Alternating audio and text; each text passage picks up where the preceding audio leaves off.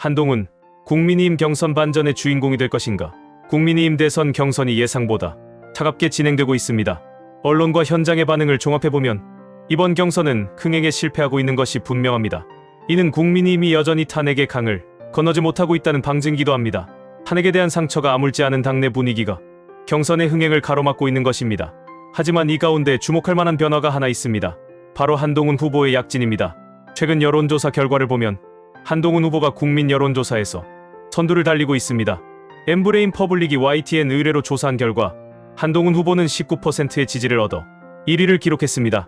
이어서 홍준표 후보가 16%, 김문수 후보가 14%, 안철수 후보가 12%를 기록했습니다. 당심과 민심은 여전히 엇갈리고 있습니다. 국민의힘 지지층에서는 김문수 후보가 소폭 앞섰지만 무당층과 전체 유권자 조사에서는 한동훈 후보가 확실히 우세를 보였습니다. 이는 중도층이 한동훈 후보에게 이동하고 있음을 시사합니다. 단순히 당내 지지뿐 아니라 전체 대선 구도까지 고려할 때 이는 매우 중요한 흐름입니다. 문제는 국민의힘 내부입니다. 한동훈 후보의 약진을 반기기보다는 탄핵 당시 입장을 문제 삼아 배신자 프레임을 더 씌우는 분위기가 감지됩니다.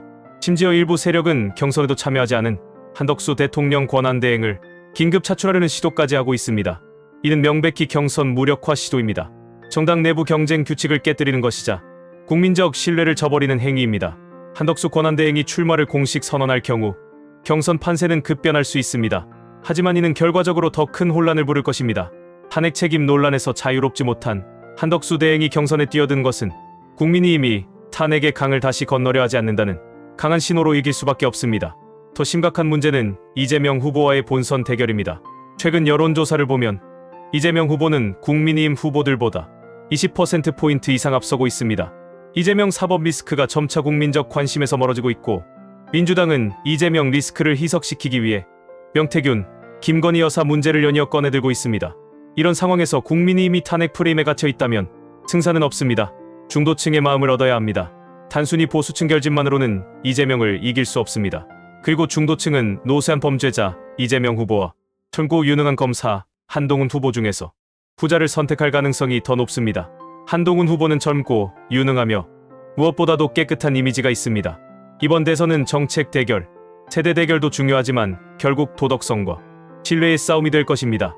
이재명 후보가 사법 리스크를 무마하려고 애쓰는 사이 한동훈 후보는 젊은 에너지와 도덕성을 무기로 국민들의 선택을 받을 수 있습니다. 국민의힘이 탄핵의 강을 건너지 못하고 과거에 집착하며 배신자 프레임으로 스스로를 옥죄다면 이번 대선은 어렵습니다. 이번 경선에서 한동훈 후보를 선택하지 않는다면 결국 국민의힘은 이재명이라는 거대한 벽 앞에서 무너질 수밖에 없습니다. 지금 필요한 것은 과거에 대한 집착이 아니라 미래에 대한 믿음입니다. 젊은 보수, 새로운 보수, 중도까지 아우를 수 있는 후보가 필요합니다. 그 중심에 한동훈 후보가 있습니다. 국민의힘이 스스로 변화하지 않는다면 민심은 등을 돌릴 것입니다. 과거에 얽매인 정당은 미래를 이끌 수 없습니다. 한동훈 후보가 보여주는 변화의 가능성, 젊은 리더십을 외면한다면 그것은 참여를 의미합니다. 국민의힘은 지금, 과거가 아니라 미래를 선택해야 합니다.